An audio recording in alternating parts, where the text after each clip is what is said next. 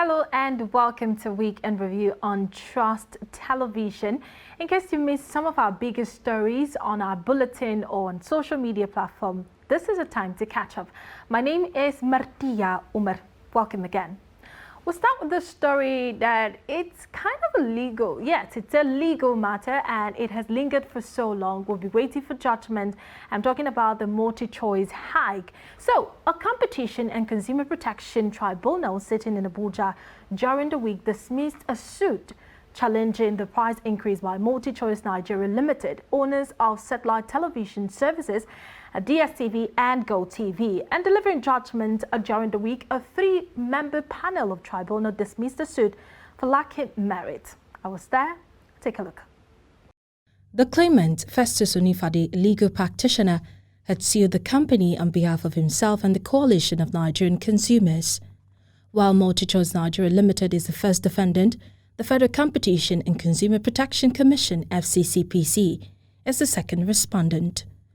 Onifade, while arguing his case, said he resorted to the tribunal due to the refusal of the FCCPC to hear and determine two of his complaints bordering on tariff increase in May and June 2020. After the court judgment, he expressed dissatisfaction as most of his peers were not upheld. Our claims was not upheld, so that's the summary.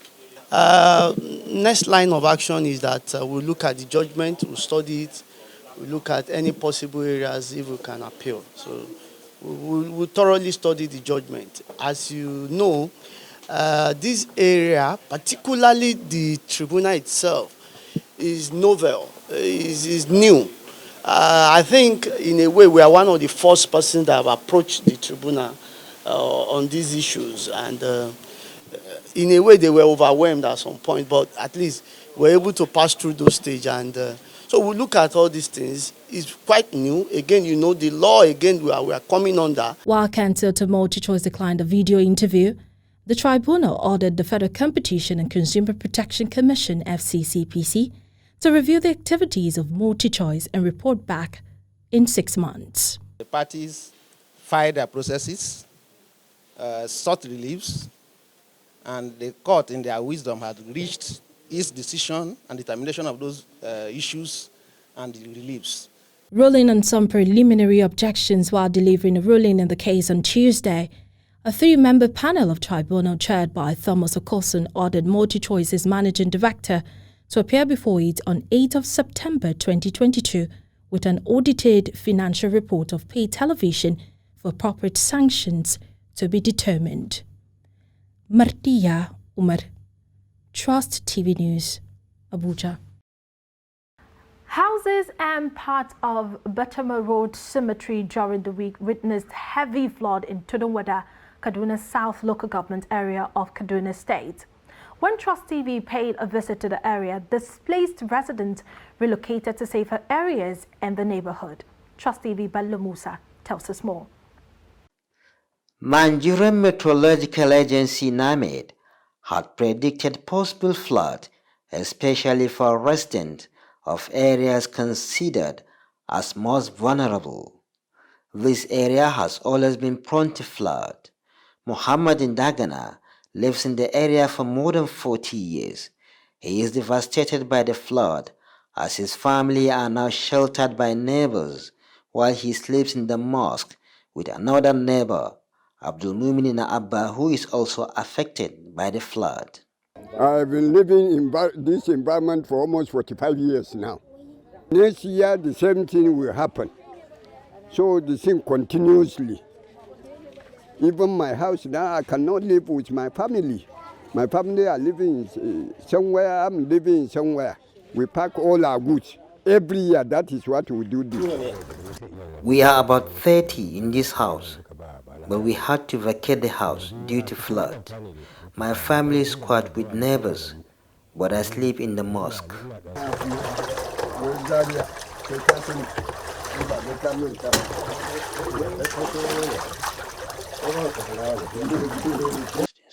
Apart from the residences, the flood affected Bashamaro Cemetery, destroying crops. Saifullah Hiau is one of the helpless farmers on River Kaduna Bank who watched flood destroying their crops. He said they are still counting losses and urged the government to come to their aid. We are in a devastating situation as the flood destroyed our crops. We are in a state of helplessness now. The resident blames the community for dumping refuse in the drainage, which according to them is one of the factors responsible for the flooding. Most of the people block the waterways, in fact, and that is why if rain comes, it enters inside their houses. When you talk to them, they don't care. Community contribute to the flood due to dumping of refuse in the drainage, which blocks the waterways. Our community also suffers from cold and mosquito bite whenever there is flood. The Nigerian Meteorological Agency (NIMED) has predicted 96 hours of rains, warning residents of Kaduna, Niger, Bauchi Plateau, and Nasarawa State of possible flood. Bello Musa, Trust TV News, Kaduna. And at least one person was killed and 3 others abducted when terrorists attacked the Basari town, headquarters of Basari local government area of Katsina State. Eyewitness account told Trust TV's Abdullahi Amadi that the terrorists who arrived at the town in 10 motorcycles began shooting in the air and headed straight to their victim's residence. The report. The victim was instantly shot and killed when he resisted the attempt by bandits to kidnap him. The terrorists are frequenting Batsari. They have been killing, abducting, raping. Thousands of people have been displaced. Many of us are without food, shelter, and our children out of school. What do you think will be the future of this generation? His is not the only sad story. In Batsari local government, the terrorists shot 3 women who are currently receiving medical attention at the Federal Teaching Hospital in Katsina and rustled over 300 domestic animals. Our relatives have been shot in a raid by terrorists at Batsari. Things are tough and worse by the day. If this situation continues, I can't predict what will happen.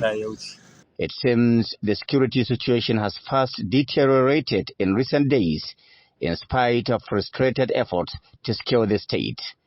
Residents are demanding nothing short of security of lives and property from the state actors as enshrined in the Nigeria's constitution. Abdullahi Ismail, Trust Television News, Katsina. And in another disturbing development, goods worth millions of naira are reportedly lost on a daily basis due to the deplorable condition of Lambata to Bidda Road in Niger State. Motorists and residents in towns and communities around the road, which connects the northern part of the country to the south, has been in a deplorable state for the past 10 years. Take a look. The 124.8-kilometer Lambata-Lapai-Agaye-Bidda Road is one of the strategic federal roads in Nigeria. The road was said to be first constructed by the civilian regime of Alhaji Shehu Usman Shagari in the 1980s and rehabilitated by the General Sani Abacha-led federal government under the Petroleum Trust Fund Intervention Project. But in spite of being one of the strategic routes in the country, the road is yet to receive the desired attention from the federal government, which awarded contract for the construction of the Lambata-Lapai-Agaye and Bidda Road since 2018. President Muhammadu Buhari, during the commissioning of a warehouse in Barrow Port in 2018, also listed the road as one of the major federal road projects. But 7 years after, the state of the road has remained the same. Motorists, especially heavy-duty vehicles who ply the road regularly, have been trapped on the road due to gridlock occasioned by persistent rainfall that has worsened the already deteriorated condition of the road. It has been on another scale in the last 2 weeks as several goods, including agricultural produce, animals among others, have been lost while trading activities in the major markets in the towns that border the area and other parts of the country have also been affected. Residents of communities along the road said between 2018 and date, certain portions of the road were cut off, making travelling difficult for road users. Because of the bad road, there are some other things where there are some trailers when fall down and they're blocking the road, and the road purposely for the bad road. Okay. Yeah, the road is not good. Okay. It's more than 8 years now when they are saying they have already give the contract for the people when they are going to repair it. The gridlock also constitute health risks to the communities and towns around the road, as travellers and drivers trapped in the gridlock were said to have converted the roadside drainages and canals to defecation sites, which constituted serious health hazards. Some of the drivers who spoke with Trust TV said the only road which serves as an alternative to ply from the north to south has resulted in the loss of goods worth millions of naira as their vehicles fall on a regular basis. On September 3, 2021, heavy-duty vehicle drivers blocked the Lambata to Bida road to protest over the deplorable condition of the road. One of the biggest stories that made headline during the week was the Abuja story, which the federal government said they have discovered 14 assets, including shopping malls, residential estate, polo playground, lands and farmland belonging to a former commander intelligence response team, Abuja Deputy Commissioner of Police. Kyari was said to have failed to disclose the ownerships of the properties in different locations in Federal Capital Territory Abuja and Maiduguri, Borno State. Over 270 million naira and 17,598 euros, according to report, were also discovered in various accounts in GT Bank, UBA and Sterling Bank. In a fresh 24-count charge filed against him, Kyari, who is in detention right now, was there, and by the Director for Prosecution and Legal Services, J. Sunday, dated August 30, 2022, the Attorney General of the Federation stated that the suspended DCP allegedly disguised the ownership of some of the properties. Also, the federal government filed separate 24-count charges against him, and that is the former DCP, Abba Kyari. So, the Assistant Commissioner of Police, who is under suspension, will be undergoing some of these trials. And TUKUR MAMU, publisher of a Desert Herald and negotiator with terrorists holding Abuja Kaduna train passengers captive, have been arrested in Egypt and flown back to Nigeria, Department of State Services confirms. Mamu was arrested and detained by Interpol at the Cairo International Airport while awaiting a connecting flight to Saudi Arabia. A statement by the DSS spokesman, Peter Afunanya, said the arrest followed a request by the Nigerian military, law enforcement agencies and intelligence community to their foreign partners to bring back Mamu to answer questions on ongoing investigation on security matters. He has been flown back to Nigeria by Interpol and on arrival at Aminu Kano International Airport in Kano on Wednesday, and he was taken to DSS custody. Meanwhile, reports say that DSS operators were deployed to the publisher's Desert Herald office at Ungwarsarike and Kaduna. The operators who besieged TUKUR MAMU's office in the morning were said to have kept their vehicles at a distance and did not attempt to force their way into the office. You're watching Weekend Review on Trust Television. We'll be back with more stories. Do stay with us.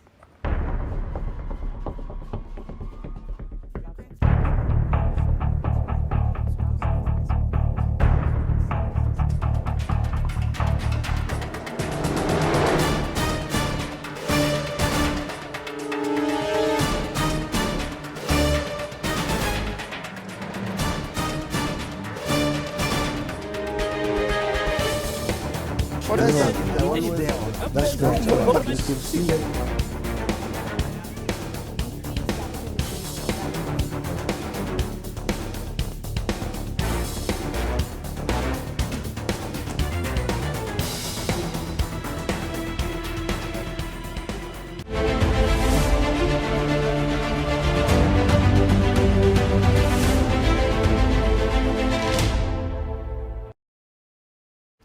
Welcome back and thank you for staying with us. You're still watching Weekend Review on Trust Television.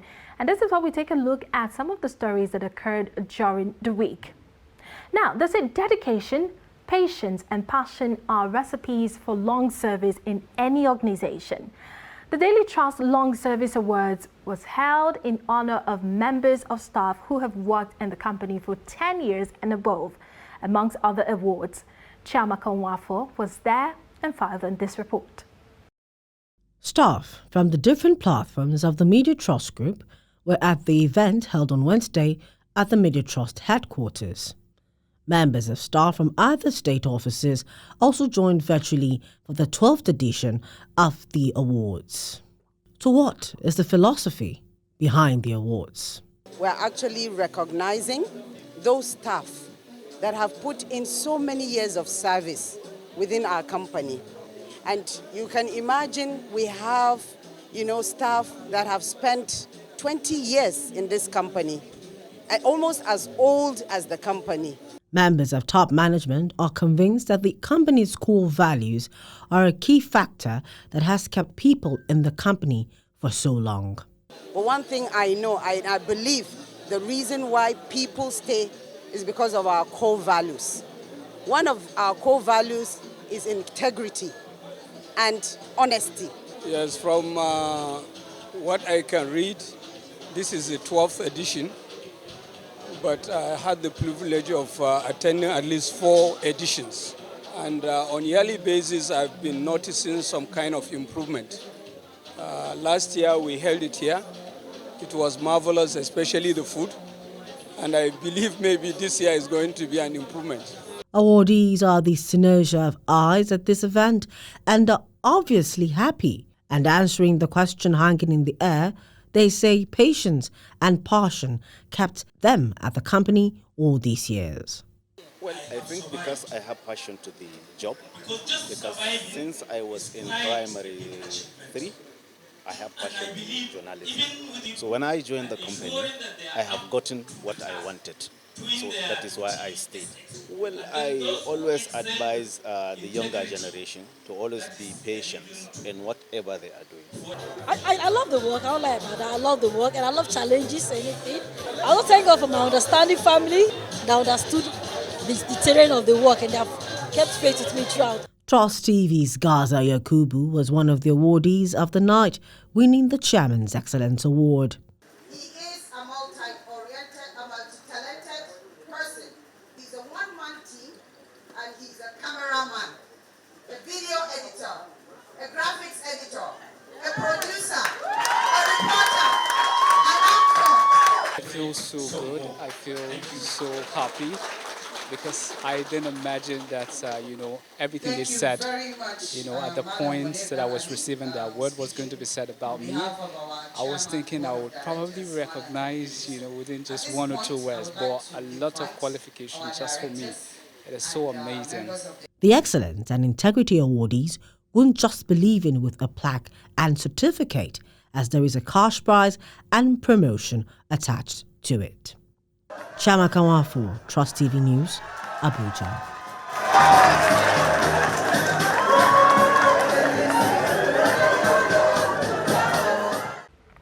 And now to education matters. A Minister of Education, Adamu, during the week says that the federal government has done all within its powers to end the prolonged strike by the Academy Staff Union of the universities, ASU.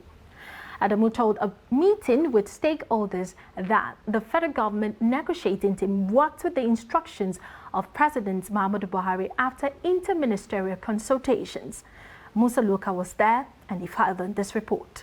The Education Minister expressed shock over declaration of the strike indefinite by the union on August 29. Adamu, who met with Pro-Chancellors, Vice-Chancellors and other stakeholders at National University Commission (NUC), said other university unions like NASU, SANU and NAD have suspended their industrial action after previous meetings. The minister explained that the meeting with stakeholders is necessary in order to clear some misconceptions and misinformation in the public domain regarding the ongoing strike. The federal government, he said, previously made proposition of increment of salary by 23.5% for all federal university workers with 35% for the professorial cadre, but the union rejected the offer. The package offered made centered around 4 positions agreed upon by government, and these are the centers. That the federal government can only afford a 23.5 salary increase across the board for all categories of the workforce in all federal universities, except for the professorial cadre, which will enjoy a 35% upward review. Henceforth, allowances that pertain to ad hoc duties of the academic and non-academic staff should be paid as and when due by the governing councils of universities to which services were rendered and to the staff who performed them. Vice Chancellor of National Open University of Nigeria, Professor Olufemi Peters, and the Director of Press and Public Relations, Ben Gong, give insight of what transpired at the meeting. The minister expressed his anguish at the non-opening of our universities after several months of the strike. And I'm happy to confirm that we had very frank deliberations on all the issues. And I'm personally convinced, as the Chairman of Council of the National Open University of Nigeria, that the dark clouds will soon clear. After an almost 2-hour deliberations, the meeting constituted a committee made up of 4 pro-chancellors and 5 vice-chancellors to be chaired by the minister to further look at the additional demands ASU is making, particularly the areas where there has been no consensus. The meeting resolved that deliberation with ASU will continue until a lasting solution is achieved to avoid government accepting to sign agreement it will be unable to implement.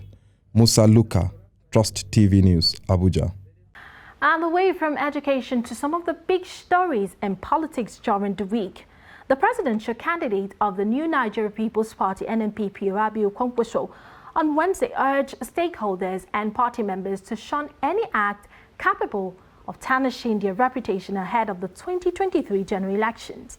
At an event to further his candidacy in Yola, the Adamawa state capital, the presidential hopeful said the advice was necessary as the country prepares for the commencement of the political campaigns.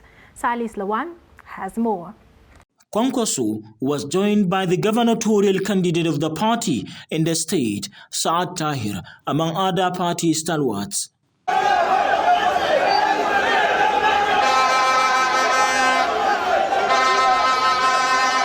He was excited with the large crowd that received him in Adamawa, insisting that it reinforces the hope of his party in 2023.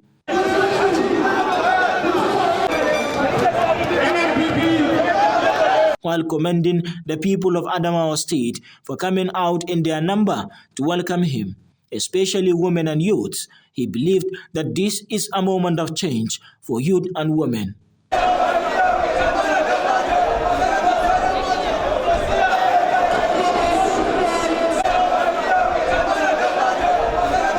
The presidential candidate said that people across Nigeria were buying into NNPP, which he adopted a few months ago, adding that before the elections, many more will join them.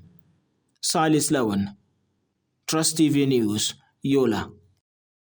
And the controversy surrounding who becomes the chairman of the Abuja Municipal Area Council, AMAC, is still very much on as both parties involved, that is the APC and PDP, have resorted to letting the law take its course on the matter. The election tribunal sitting in Abuja in July looked into the February 12th election in which Christopher Zaka Mekalongu won with a total of 19,302 votes, while Usman Karishi secured 13,249 votes, granted over 21,000 votes to the APC candidate Murtala Karishi, with the current AMAC chairman Zaka still maintaining 19,000 votes, making Murtala Karishi the valid chairman of AMAC in the process. Meanwhile, after the judgment, Mekalongu vowed to appeal the judgment. Well, he did. So during the week, the Abuja Area Council Appeal Tribunal adjourned the hearing of the Abuja Municipal Area Council, that is AMAC election appeal, to 19th of September. The chairman of the tribunal, S.B. Belgore, disclosed this after hearing the appeal by the Independent National Electoral Commission, INEC, and the People's Democratic Party, PDP, and the PDP candidate, Christopher Zaka. The three appeals were consolidated as the respondents and appellants were given time to review all documents required. And the presidential candidate of the All Progressives Congress, APC, Bola Tinubu, during the week met with members of the National Working Committee of the party in its national headquarters in Abuja. Among those who accompanied Tinubu to the meeting were his running mate, Kashim Shettima, the Director General of APC Presidential Campaign Council, Governor Simon Lalong of Plateau State, and the Speaker of the House of Representatives, Femi Gbajabiamila, among others. This is the first visit by Tinubu to the party's headquarters since his emergence as the presidential candidate of the party in June. And speaking to journalists after the meeting, Tinubu said his campaign team will release the manifesto of the campaign, stressing on the need for Nigerians to be committed to democracy despite the challenges with the system. According to the INEC timetable and activities, all political parties will commence campaigns on the 28th of September 2022. And one of the news that sparked up a lot of reactions during the week was the sacking of Chelsea's manager. Chelsea have sacked manager Thomas Tuchel after the team's disappointing start to the season, which continued with a defeat in the European opener. Thomas was paid the ultimate price for the Blues' inconsistent start to the campaign, with Tuesday's 1-0 loss to Dynamo Zagreb in the Champions League proving to be the final straw for Stamford Bridge. And Chelsea have picked up 10 points from the games so far this season after spending the most of any club in the transfer market. The manager also won the Champions League in 2021 with the club and subsequently winning the UEFA Super Cup and the Club World Cup. And that brings us to the end of Week in Review. Do not forget that you can join us next week, same time, same station. But in the meantime, for more updates, subscribe to our YouTube channel and follow us across all our social media platforms. I am Martia Umar. Thank you for watching and stay tuned.